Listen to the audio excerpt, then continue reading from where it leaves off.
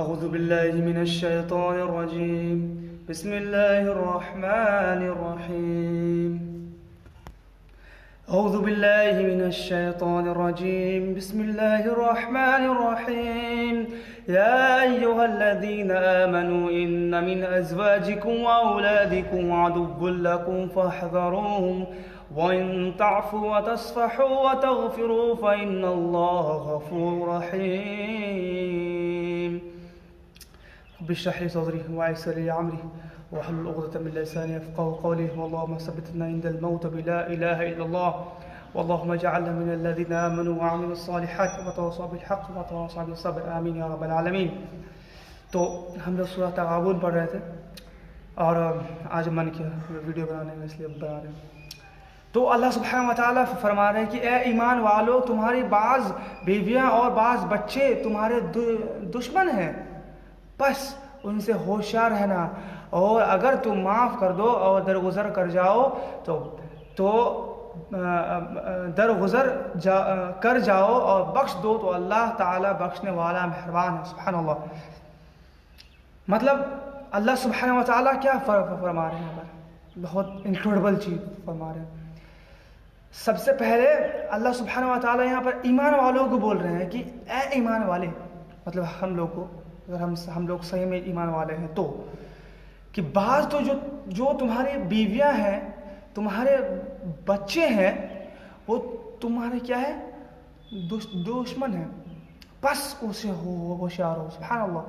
अल्लाह यहाँ पर कह रहे हैं कि बच्चे और बीवियां एक मर्द का क्या है, दुश्मन है, तो अल्लाह उनसे होशियार रहने बोल रहे हैं। सुभान अल्लाह। और अल्लाह कुरान में ये भी फरमाते हैं कि अल्लाह सुब्हानहु व तआला तुम्हारे बीवियां तुमको इसलिए दिए हैं ताकि तुम्हारे बीवियां और तुम्हारे अंदर, यानी मैन एक नौजवान के अंदर और उसके बीवी के अंदर अल्लाह ने प्यार डाला है ताकि वो लोग खुशी से रह सके। फिर अल्लाह यहाँ पर क्या कह रहे हैं कि बीवियां तो दुश्मन है, अल्लाह वहाँ प्यार की बात कर रहे थे और यहाँ पर अभी बीवियों को अल्लाह दुश्मन बना दी। क्यों? क्या यह कॉन्ट्रडिक्शन है? No, impossible. कुरान में कॉन्ट्रडिक्शन हो ही नहीं सकता। तो इसका रीज़न साफ सुनिए क्या है। इसका रीज़न अल्लाह यहाँ पर बीवियाँ बच्चों को इसलिए फितना या इसलिए दुश्मन बता रहे हैं और उनसे होशियार रहने की बात इसलिए कर रहे हैं क्योंकि हम इंसान अगर बहुत प्यार करते हैं ना, तो अपने एक माँ बाप से करते हैं, उसके बाद बीवी से करते हैं, उसके बाद बच्चे से करते हैं। ये सब ह्यूमन मेंटालिटी है, ये सबको मिलेगा, आपको नॉन मुस्लिम को भी मिलेगा, वो अपने बाल बच्चे, बीवी, माँ बाप से प्यार करते हैं, राइट। तो ये ह्यूमन मेंटालिटी है, वो प्यार करेंगे ही अपने बीवी बच्चों को। बट अल्लाह उससे होशियार रहने की इसलिए बात कर रहे हैं कि हम उन अपने बच्चे, अपने बीवियों से इतना ज़्यादा ना प्यार करने लगे कि अल्लाह का प्यार लो हो जाए। मतलब देखिए क्या कि हम क्लेम करते हैं, हम मुसलमान ये क्या क्लेम करते हैं कि हम अल्लाह से सबसे ज़्यादा प्यार करते हैं और उनके नबी सल्लल्लाहु अलैहि वसल्लम से ज़्यादा प्यार करते हैं। और सही बुखारी की हदीस है ये कि मोहम्मद सल्लल्लाहु अलैहि वसल्लम ने फरमाया, वो इंसान या वो आदमी तब तक ईमान वाला, ईमानदार नहीं बन सकता जब तक कि वो अपने बाल बच्चे, अपने अहल आयाल से ज़्यादा मुझे महबूब ना बना ले, यानी मोहम्मद सल्लल्लाहु अलैहि वसल्लम से प्यार ना कर ले, तब तक वो ईमान वाला नहीं बन पाएगा। यानी मेरे लिए ईमान वाले बनने के लिए सबसे पहला ये कि हम अपने माँ बाप, अपने बाल बच्चे, अपने बीवियों से ज़्यादा हम अल्लाह के रसूल से प्यार करें। सुभान अल्लाह। ये बात है यहाँ पर। और यानी अब सुनिए बात कि अल्लाह और अल्लाह के रसूल ने जो फरमाया, जो बात कही कि आपके लिए ये सही है, ये गलत है, आप दुनिया में ये काम कर सकते हैं, ये काम नहीं कर सकते हैं, उसके बाद हमारे बीवी बच्चे हुए, और ऑब्वियसली जब वो हुए तो हम क्या कर रहे हैं कि हमारी बीवी या आपकी भी बीवी वो बोल रही है आपको कि हमें घर चाहिए, न्यू घर चाहिए, तो न्यू घर खरीदने के लिए तो पैसा चाहिए ना। तो वो कह रही कि नहीं, आप हमको कैसे भी हमको न्यू घर चाहिए, इस पुराने घर में हम रह के हमको मन नहीं लगता है। तो फिर आपको मजबूरन क्या करना पड़ रहा, लोन लेना पड़ रहा। कौन लोन?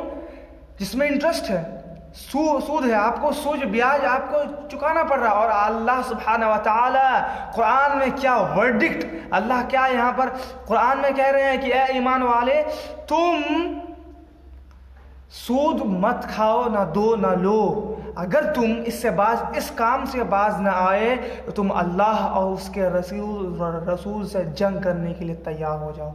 सुभान अल्लाह। मतलब हम अपनी बीवियों से इतना प्यार करते हैं कि हम उसके इस जिद के कारण हम लोन लेके सूद ले लिए, और हम उसको खुश करने के लिए उसके प्यार में हम उसको नया घर खरीद के दे दिए, और हम अल्लाह और उसके रसूल से जंग करने के लिए रेडी हो गए। सुभान अल्लाह।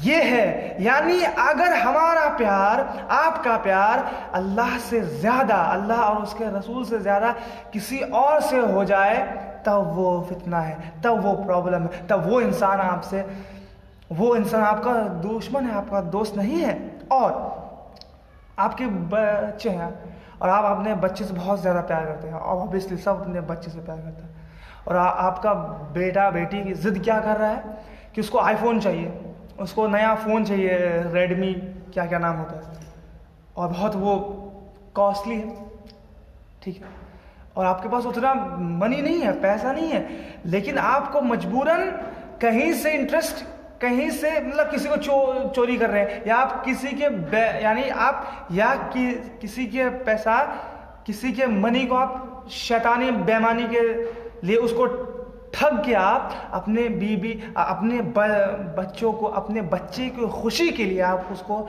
नया फ़ोन लेके दे रहे हैं। ये प्रॉब्लम है। अल्लाह और उसके रसूल ने किसी दूसरे आदमी के हक को मारने से मना फरमाया है, वो हमारे लिए हराम किया है। और हम अपने बाल बच्चे के प्यार में अगर इतने पागल है कि हमें दिखता नहीं है क्या गलत है क्या सही, क्या अल्लाह और उसके रसूल ने जो कहा है उससे कॉन्ट्रडिक्ट अगर कर रहा है, अगर हम उसको हम पहचान नहीं पा रहे इनके, अगर अपने बाल बच्चे के प्यार में, तो हमारे लिए वो बच्चे, वो बीबियाँ, वो क्या है, वो हमारा दुश्मन है, हमारा दोस्त नहीं है। फ्लिप साइड यही हो गया ना, और इसका फ्लिप साइड हम बताने वाले हैं।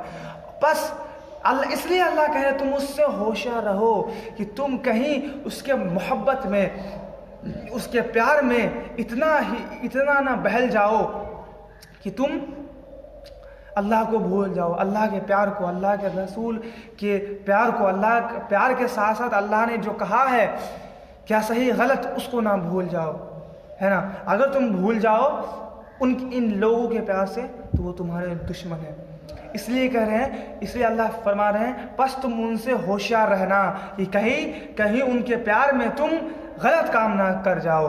और अगर तुम माफ़ कर दो और दरगुजर कर जाओ और बख्श दो, यानी तुम्हारे बाल बच्चे कुछ गलत काम कर लिए, मतलब आपके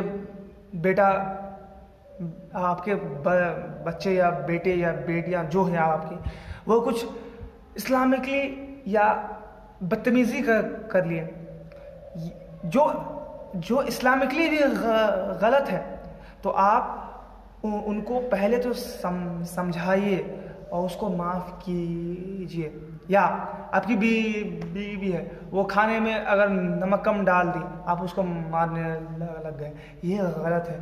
ये एक्सट्रीम हमें नहीं होना चाहिए। इसलिए कह रहे हैं कि छोटी छोटी गलतियों को तुम माफ़ करते जाओ, दरगुजर करते जाओ, और तुम उसको, और ऑब्वियसली तुम उससे माफ़ करो और उसको तुम रिमाइंडर दो, तुम अच्छे तरीके से उसको समझाओ कि हाँ ज़िंदगी में अल्लाह ने क्या क्या करने को कहा है हमें, है ना।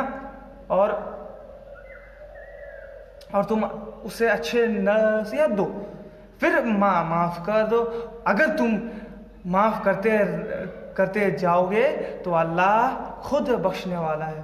कि अल्लाह सुब्हानहू व तआला ये बात क्यों कह रहे हैं कि अल्लाह तुम्हें माफ़ करने इसलिए बोल रहे हैं कि अल्लाह सुब्हानहू व तआला खुद इतना मेहरबान है कि अल्लाह सुब्हानहू व तआला अपने बंदे के गुनाहों को माफ़ करता है, चाहे वो कितने बड़े गुनाह हो जाए, है ना। अल्लाह बहुत बड़े गुनाहों को माफ़ करने वाला है। तो क्या तुम अपने बीबी बच्चे बाल बच्चे के गुनाहों को या गलतियों को माफ़ नहीं कर सकते? बिल्कुल माफ़ कर सकते हैं। इसलिए अल्लाह कह रहे हैं कि अल्लाह खुद तो बड़ा मेहरबान बख्शने वाला है।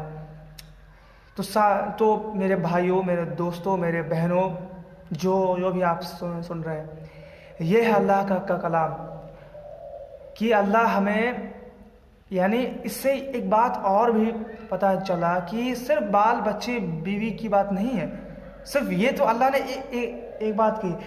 और क्या हो सकता है हमारे ज़िंदगी में? कुछ भी, चाहे वो हमारी पढ़ाई हो जाए, हम बहुत पढ़ रहे हैं, किसी चीज़ की तैयारी कर रहे हैं, है ना, कंपटीशन की तैयारी कर रहे हैं, और हम खूब पढ़ रहे हैं दिन रात, और हम अल्लाह को कह के भूल गए, नमाज को कह के भूल गए। हम सिर्फ इस दुनिया को ही अपना एम बना लिए हैं, अपना एम्बिशन बना लिए हैं, गोल बना लिए हैं। तो ये वो पढ़ाई हमारे लिए फितना है। हम बहुत साइंस पढ़ते हैं ना, अगर वो साइंस खुदा ना खास्ता वो साइंस अल्लाह पर डाउट पैदा कर दे, तो वो साइंस हमारे लिए दुश्मन बन जाएगा।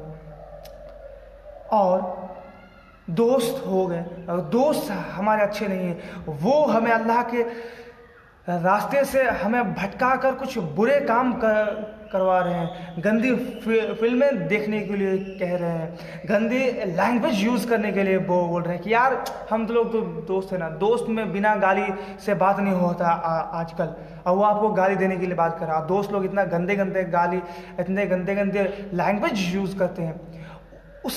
अब उस एनवायरनमेंट में आप रह जाते हैं, तो अल्लाह का अल्लामाहुल बयान, अल्लाह ने जो बोलने का, अल्लाह ने हम सबको ये बोलने का गिफ्ट दिया है, उसको हम मिसयूज़ कर रहे हैं, तो वो दोस्त हमारे लिए दुश्मन बन जाएगा। अगर आपके माँ बाप आपको गलत काम करने बोल रहे हैं, है ना, और आप कह रहे हैं कि नहीं ये तो मेरे माँ बाप है, तो इनकी बात तो सुनने जायज़ है, लेकिन नहीं दोस्तों, अगर आपके माँ बाप अच्छे बात बोल रहे हैं तो एकदम सुनिए, लेकिन इस्लामिकली अल्लाह के और उसके रसूल के अकॉर्डिंग अगर गलत बात कर रहे हैं तो आप वो नहीं कर सकते हैं, क्योंकि आप सबसे बड़ा जो आपके ऊपर, आप किसके आब्द हैं? आप अपने माँ बाप के आब्द नहीं हैं, आप अल्लाह के गुलाम हैं। तो आपके अल्लाह की बात सबसे पहले। तो कुछ भी दुनिया में जनरली कुछ भी चीज़ अगर वो अल्लाह के और उसके रसूल के टीचिंग से, कुरान और सही हदीस के टीचिंग से हमें रोक रहा है, तो हमारे लिए दुश्मन है। और फ्लिप साइड, हाँ हम भूल रहे थे, फ्लिप साइड क्या था? फ्लिप साइड ये था कि अगर ये भी ना हो सकता है कि हमारे बीबी और बच्चे हम उसको माफ़ कर दें छोटे बातों पर, है ना, तो उसके बाद उसको हम अच्छे समझाएं बुझाएं, तो वही बच्चे हमारे मरने के बाद हमारे लिए दुआ करेंगे।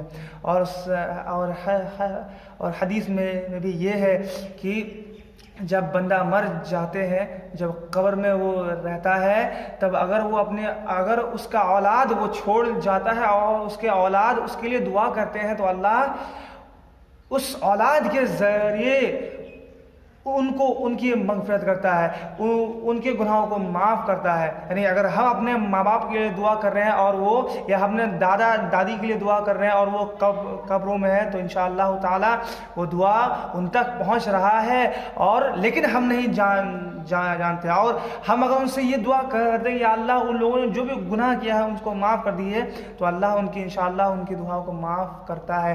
तो ये गिफ्ट है अल्लाह, ये फ्लिप साइड है। अगर हम उनको अच्छा टीचिंग दे तो वो हमारे लिए दोस्त बन जाएंगे, और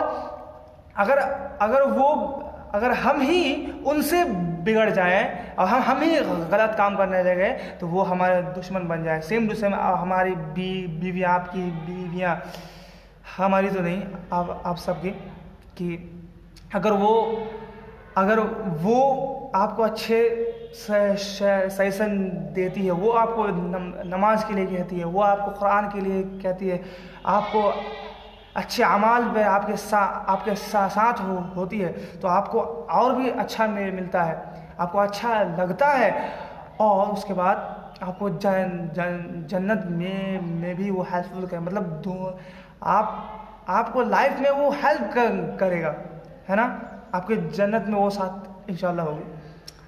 तो ये है इसका फ्लिप साइड, क्या हम यूज़ कैसे करते हैं, हम उसको कैसे तरबियत देते हैं। और आखिर में अल्लाह से दुआ किया, रब्बुल आलमीन हम लोगों के भाई के हमारे भाई बहनें जितने भी हैं, वो जो बच्चे हैं, अगर वो इस वीडियो को सुन रहे हैं और इस कुरान की आयत को सुन रहे हैं, सूरह तगाबून की, तो वो और हम सब इस पर अमल करने की तौफीक अता फरमाए, और अपने माँ बाप, अपने बाल बच्चे सबको अच्छे तरबियत से नवाज सके, और अल्लाह सुब्हानहू व तआला हम सब को हिदायत फरमाए। बारकल्लाहु लना व लकुम फिल कुरानिल हकीम व नफ़अना इय्याकुम बिल आयाति व ज़िक्रिल हकीम। अस्सलामु अलैकुम व रहमतुल्लाहि व बरकातुहू।